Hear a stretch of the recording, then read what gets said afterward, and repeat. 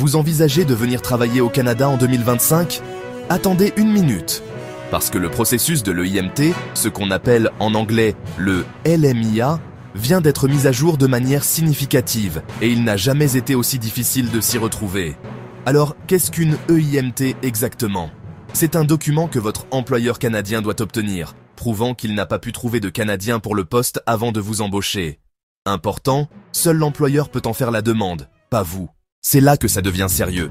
Depuis le 27 juin, les seuils salariaux ont augmenté.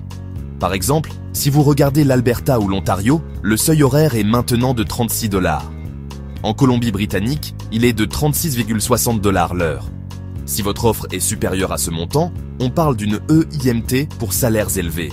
En dessous, c'est pour les salaires faibles. Et celles-ci sont presque impossibles à faire approuver.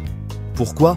Parce que pour les emplois à faible salaire, les règles sont extrêmement strictes. Les employeurs ne peuvent embaucher qu'un nombre limité de travailleurs étrangers.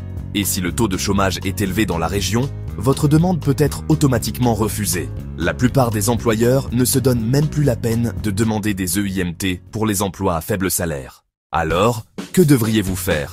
Vérifiez toujours le salaire que votre employeur vous propose. Vraiment. Allez sur le site de Guichet Emploi Canada, il suffit de le chercher sur Google.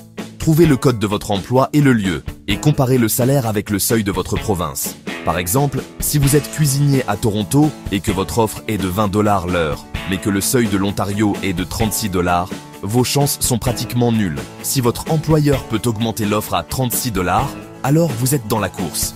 Et rappelez-vous, le processus prend du temps, généralement de 1 à 3 mois, parfois plus. Les EIMT pour la résidence permanente peuvent prendre plus d'1 an.